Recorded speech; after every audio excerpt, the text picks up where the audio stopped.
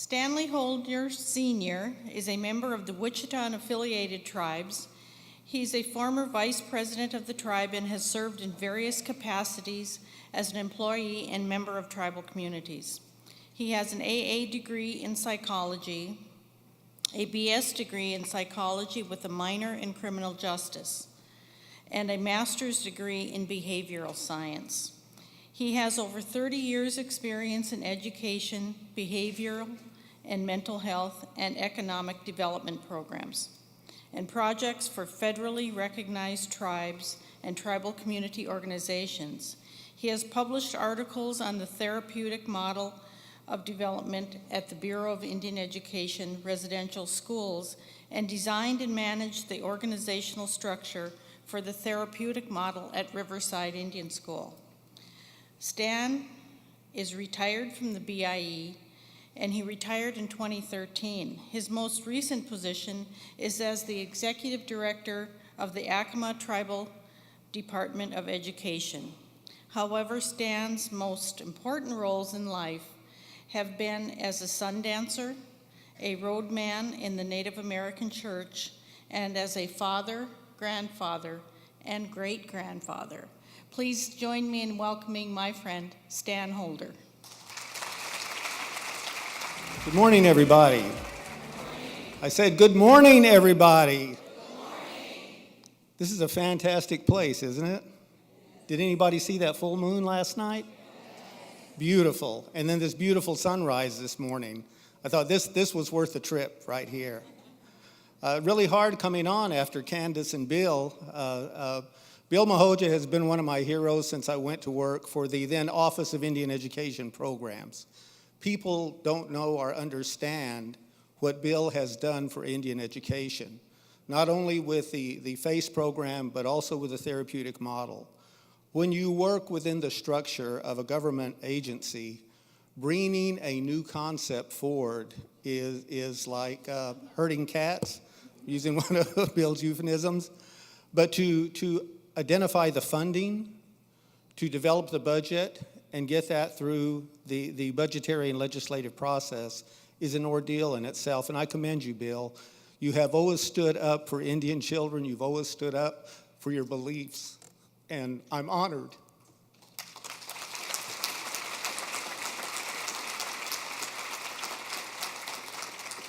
to be able to be here with you today. I retired from the Bureau, worked for the Education Development Center out of Waltham, Massachusetts, managing the juvenile justice delinquency programs for the Department of Justice for a couple years. Then I went into retirement again. I was majoring in watching the news. I had a first name basis with Anderson Cooper and some of the other people from CNN. At the same time, I received a letter from the governor at Akima, Pueblo, asking me to sit on their Board of Education. So I gladly accepted the position and went out there and sat on the board for about 3 years. We started advertising for an executive director and weren't successful in that process. So I said, well, I'll go ahead and throw my hat in the ring, and I'll take the job for a couple of months till we identify somebody, and then we'll go ahead and move forward. That was 2.5 years ago, so it's something that just kind of develops. Akima is going through a transition right now. There is monumental change that is taking place within their tribal government, within the restructuring of tribal programs, and with the agenda, the focus, and the vision for the Akima Pueblo. We were very fortunate in that we were in the process of granting the Sky City Community School under Public Law 10297. We were able to accomplish that July 1st of this year. So the Sky City Community School that had been operated by the Bureau for about 50 years became the Haku Community Academy. And I'll explain to you what Haku means in a few minutes. So Sue and I had worked together. She is a colleague. We worked in the Department of Performance and Accountability. She worked in the FACE program and other branches there within the department. I could see in just day-to-day conversation how committed Sue was to education, how much she wanted to make a change, and how frustrated she was with a lot of the bureaucracy, the hoops that we had to jump through. However, I think we're all fortunate that she hung in there and that she's assumed the position she has, and she's able to continue to help Indian children. Thank you, Sue.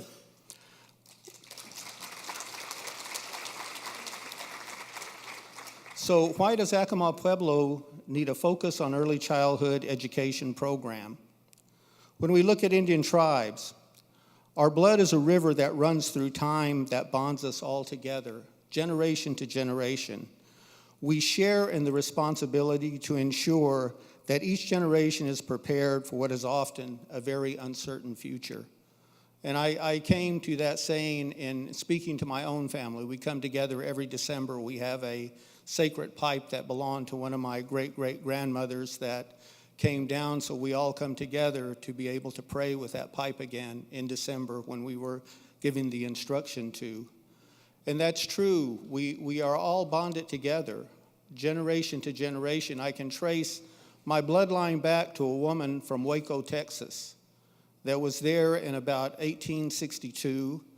The Wichitas had signed a treaty with the United States. They were given a reservation in Waco. Actually, the Wichita and affiliated tribes is Wichita, Waco, Tawakoni, and Kichai. I'm actually a Wichita Indian.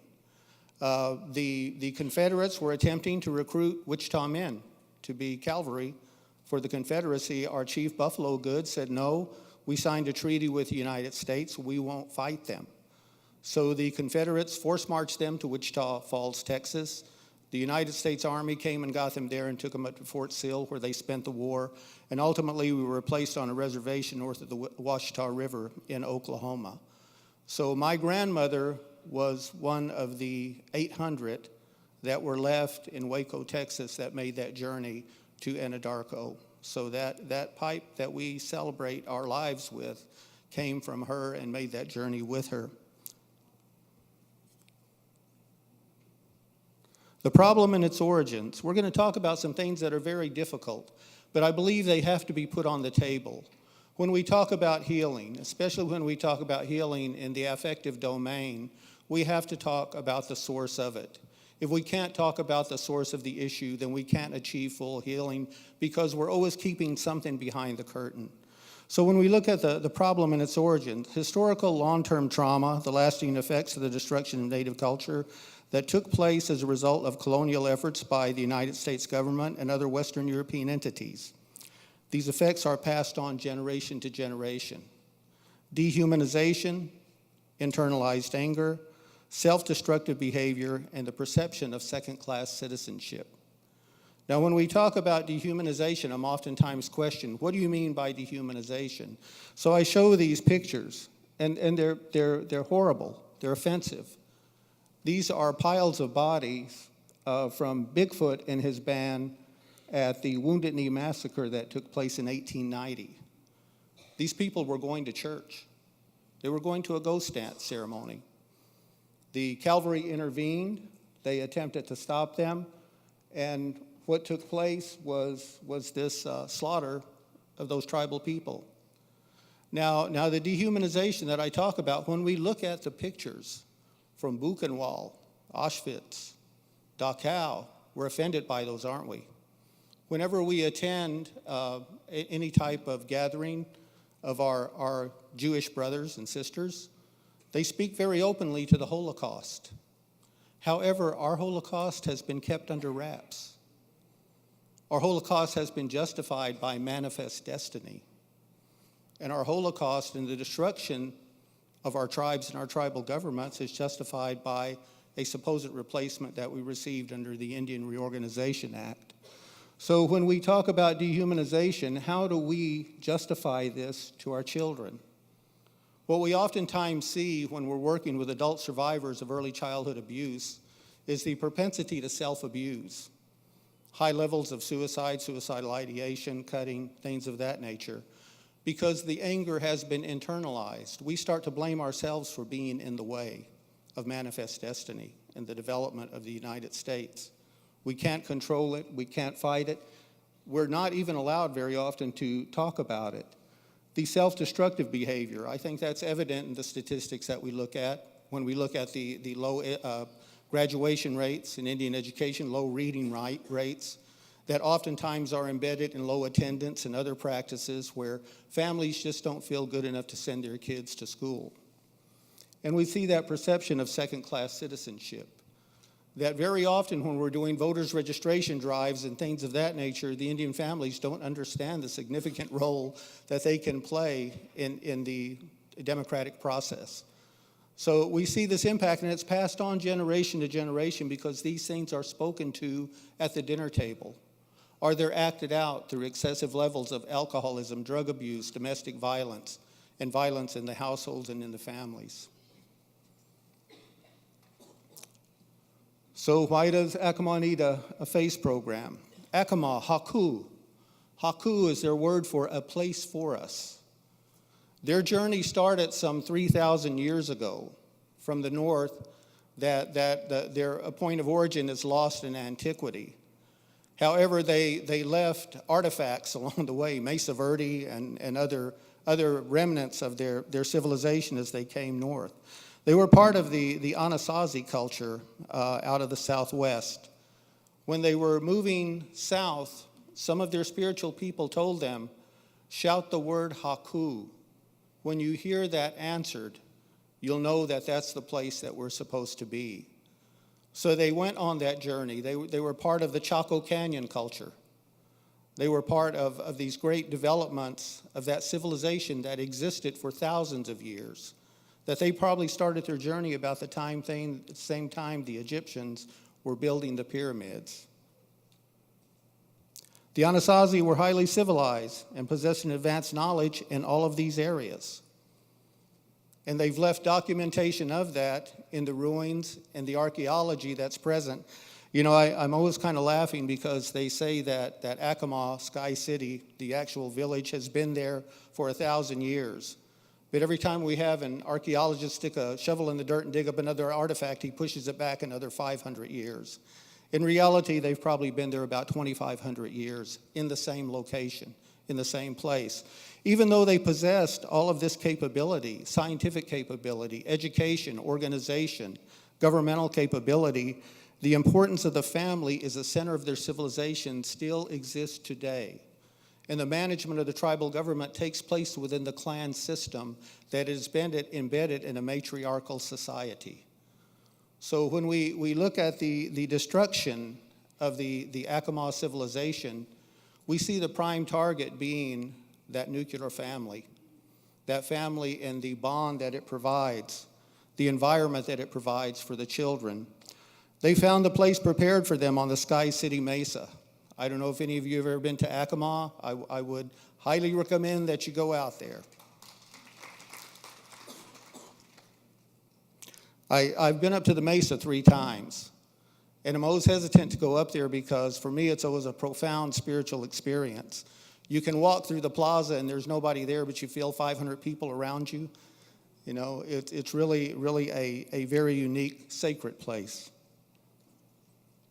The timeline, 1150, Akima Pueblo has earned the reputation as the oldest continuously inhabited community in North America. They have lived there by contemporary estimates for over 1,000 years. European contact came in about 1539. The early contact with Spanish and later Americans was laced with military operation against Akima, massacre, and subjugation. When the Spaniards appeared, they were first met with peace from the Akimas. We still carry on that tradition today. You know, my grandmother, whenever you went to her house, if you went to her house at 2 a.m, she got up and cooked for you. She got up and put food on the table and you had to eat before you went to bed. Even if you were full, you had to eat. You know, that hospitality has always been extended. So when these strange people, Marilyn Johnson, who runs our language program, was telling me the stories that she heard about how the people felt when they looked out over the desert off the mesa and they saw these things coming toward them on horseback with armor, and the experience that they had, and that's been passed on generation to generation. They were met with peace. The Akima chief said, "We want to feed you. We're welcoming you here. You can stay, you can rest." However, the Spanish wanted to subjugate the Akimas. They wanted to take all of the grain in their granaries and leave them to starve through the winter months. Battles ensued. The Akimas were defeated by European technology because Europeans brought three things to subjugate us with. They brought technology in the form of weaponry. They brought technology in the form of their religious beliefs, their spirituality, and the church. And they brought that technology in the form of their education to eradicate our language, our beliefs, and our perception and concept of who we truly are. The Pueblo Revolt of 1680, also known as Popey's Rebellion, was an uprising of most of the indigenous Pueblo people. They were successful then in driving the Spaniards out of New Mexico.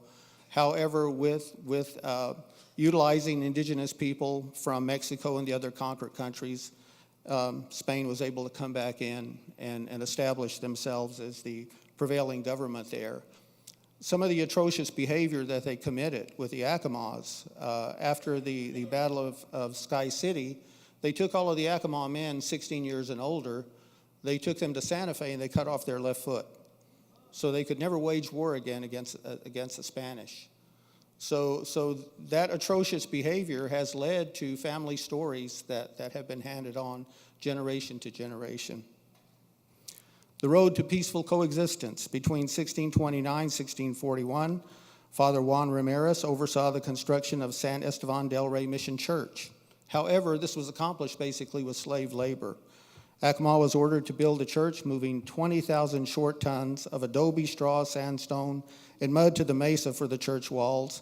Ponderosa pine were brought from Mount Taylor, which is 40 miles away, and the condition that the pines were brought is that they couldn't touch the ground.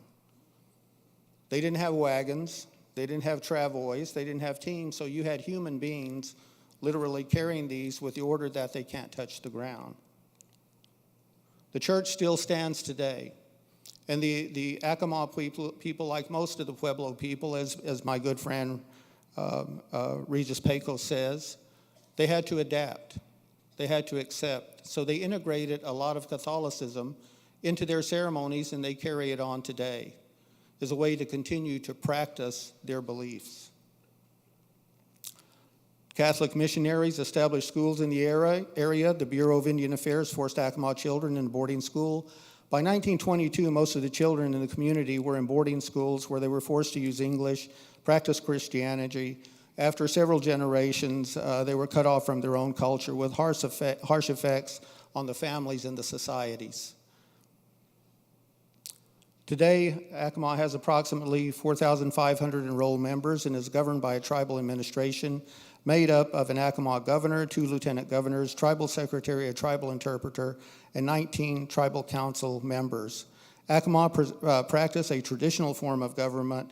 The positions for tribal government are all appointed by the Antelope clan of the tribe. So they practice a form of democracy that is thousands of years old, and they still carry it on very effectively today. When the Indian Reorganization Act was passed and most of us were given Xerox copies of a constitution to utilize to govern our tribes, the Akimas said, no, we're going to continue to follow what we've always followed because it's been effective for us. The rebirth of Akima education. We are Native Americans. We are who we are. We have this identity.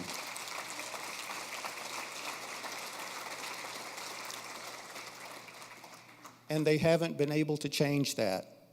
In this picture somewhere, 2 of my grandmothers are sitting, Margaret and Katie May.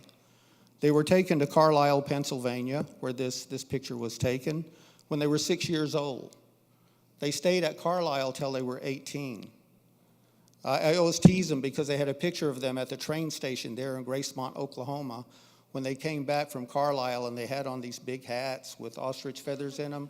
And they had bustles on, and I tell my grandma Katie, I said, Grandma, did you wear a bustle? And she said, that's really some of your business, isn't it? You know? Carlisle, however, provided them the opportunity to learn and understand both cultures. They told me stories about how they snuck around and talked to each other so that they could both continue speaking their Wichita language, and they'd have it whenever they came home because they knew they'd need it. So they couldn't change it. In their attempts to continue to dehumanize, I believe Captain Pratt's philosophy was that we have to remove the Indian and educate the human being. It didn't work. It didn't work because they couldn't change our hearts and our minds. The vision for the Akima Department of Education is to be able to empower students in the community in a well-rounded fashion, impacting those 4 domains of body, mind, emotion, and spirit, to ensure that our students are college and career ready when they graduate the 12th grade. Now, unfortunately, we provide education from early childhood to the 8th grade. From the 8th grade, they go to the Grant-Cibola County School System. However, we're already in discussion about a 9-12 charter school at Akima also, and a virtual college campus.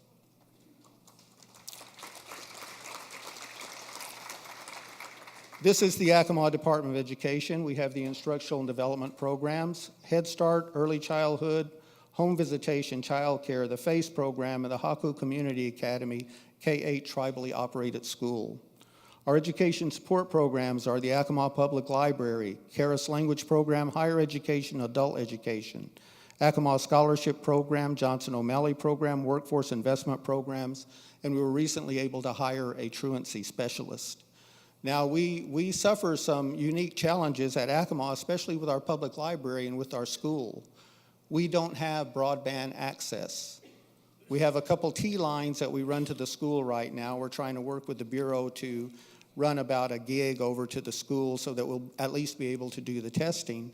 And our library operates on 1 gig also, which really prevents them from streaming all of the information that's out there that every library, every child, every community should enjoy. However, I got some great word yesterday that we have been lobbying and writing letters to everybody we could think of, and our application at FCC for our E-rate project to bring conduit and fiber optic to Akima has received a preliminary approval. We have some minor technical tweaks. However, they approve the cost effectiveness of it, and that's the big hurdle. So Akima is going to enjoy broadband. It's going to take about 3 years, but we will truly move into the 21st century then. Akima Vision for Education, home visitation and outreach, early identification of pregnancy. We want to know when that mother becomes pregnant. We want to know so we can start providing support in utero, support for the expectant mother, nutritional support, emotional support, environmental support, spiritual support, cultural support, physical support, and parenting knowledge. So we can diminish the impact of intrauterine exposure to chemicals, FAS, FAE. We're finding out the effects of cortisol and other body chemistry changes that take place as a result of elevated stress, which is pretty frequent with domestic violence and oftentimes the hostile environment that pervades our homes. So we want to start working early with those women so we can have happy, healthy pregnancies. So we're giving that child every opportunity we can to come into this world complete and ready to take on the challenges of life. Birth through 3, a loving, supportive environment. Medical, psychological, spiritual support, primary care for the infant and the mother. How often do mothers, after they have children postpartum, go months without seeing a doctor? Go months without taking that child to see the doctor? When we start to look at that data, it becomes really frightening. So we want to do the outreach to ensure that happens. Dental care for the infant and the mother, screening for early identification of disabilities, so that we can provide the accommodations and the modifications for that home, for that family, and educate those parents to be caregivers for that child that's going to struggle developmentally. Positive parenting classes and support, introduction to native language. About 3 years old, we start exposing them to the language because our goal is a bilingual program at Haku Community Academy. When they graduate the 8th grade, we want them fluent in English, absolutely, but we want them fluent in Akima also. We want to be able to carry on the language. We did a rapid language acquisition process. We were only able to identify about 70 fluent Akima speakers left on this earth. When the last fluent speaker goes, we've lost the opportunity for that human-to-human contact to revitalize the language.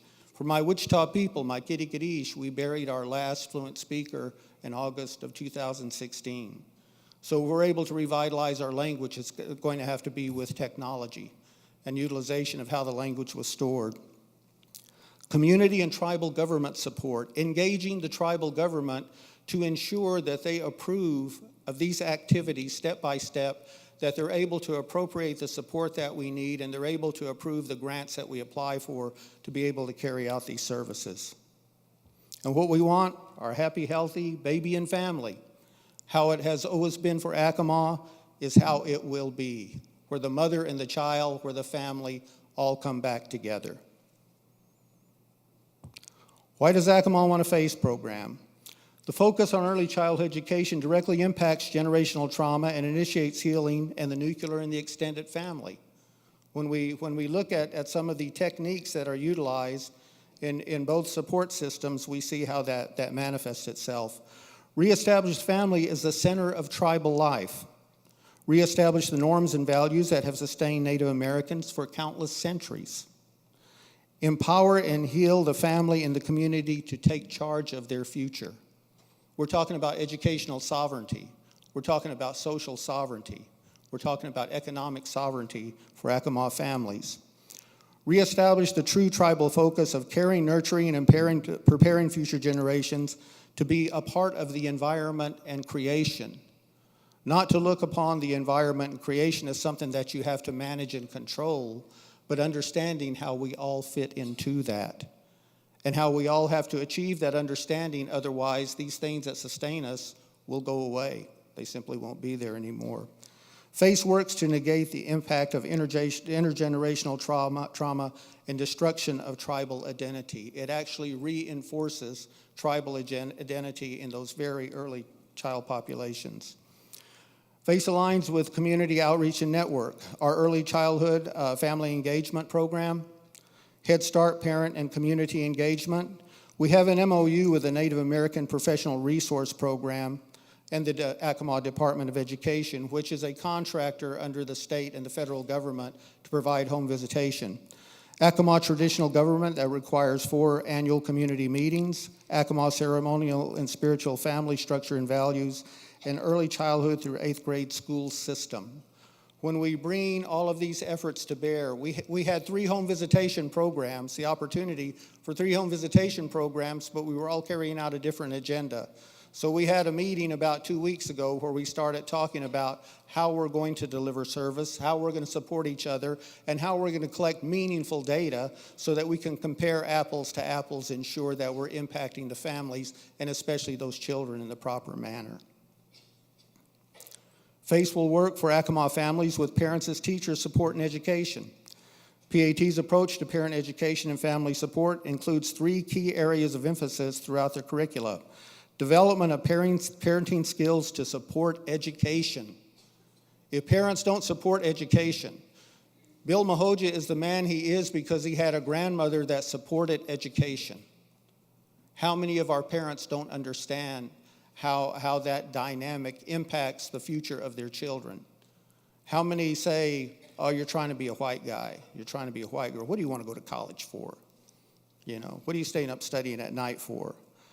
Parent and child interaction. They promote the parent and child interaction that is so necessary. Too often our parents, especially our young parents, are too busy with their own lives to interact with their children. PAT brings that all back to the center. You have to interact with your children. And family well-being. If homes aren't centers of wellness, how can we expect communities and schools to be centers of wellness? We have to heal the home so we can heal the community.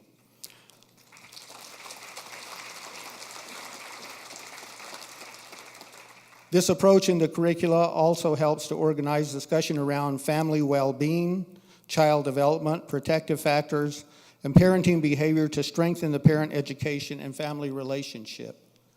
Just as Candace was talking about how it has empowered her, that, you know, if you talk the talk, you got to walk the walk.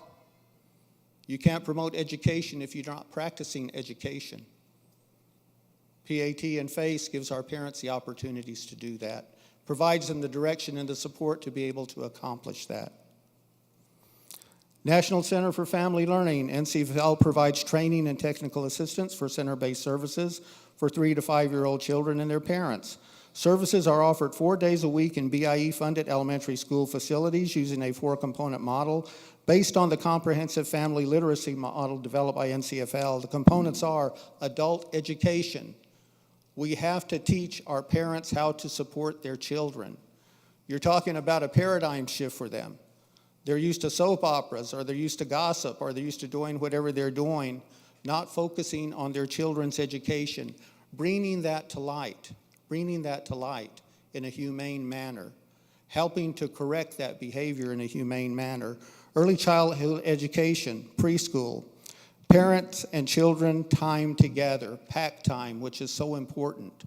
Children are often hungry for attention from their parents and positive reinforcement from their parents, talking about the future, talking about what they can be, building that vision, building that self-esteem, building those ego-driven desires to go out and accomplish things in life. And parent time. Adults can participate in center-based services, full-time, part-time, or flex time. Cognitive outcomes for FACE children. According to the BIE Family and Child Education Program study, we saw a significant improvement on the expressive one-word picture vocabulary test. When we can start to impact cognitive development from the very beginning, we change the game. We change the playing field. We bring children into the classroom in kindergarten that are truly classroom ready, that understand their responsibility, that have the support of their families, and we can also train our academic staff to be sensitive to these children and to continue to provide that support so we ensure that psycho-emotional, social, and cognitive development that they so desperately need to be successful. Why does FACE align with the Akima community? FACE aligns with the cultural values. FACE restores positive role models and identity. FACE provides a culturally relevant model for parenting. FACE provides parents and caregivers the opportunity and motivation to grow and develop. FACE provides a structure of wellness, positive parenting, and pro-social behavior for families and communities. We want everybody to see this. We want to become the most transparent program, the most transparent education program in Indian country because we want everybody to see what we're doing, what we're promoting, and give them the opportunity to be a part of that. FACE prepares Indian children and parents to go to the next level of education and socialization and to face an uncertain future with self-esteem, positive self-image, cultural pride, and confidence. You can be Indian. You can be traditional Indian. You can speak your language, you can practice your spiritual beliefs, and you can still be academically successful, and you can still have a career, and you can still carry out and improve your quality of life. With FACE, Akima achieves our goal of successful lifelong learners, well-rounded in their body, mind, emotion, and spirit, because we have empowered them through their identity, through their culture, and who they are.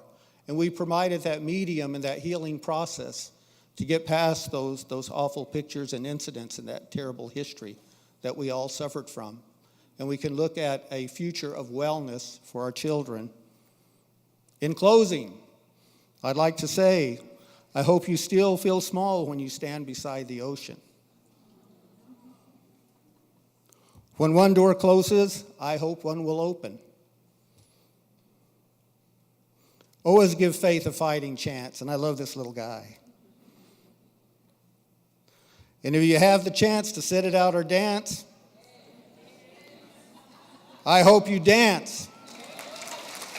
I hope you dance. I hope you dance. Thank you very much.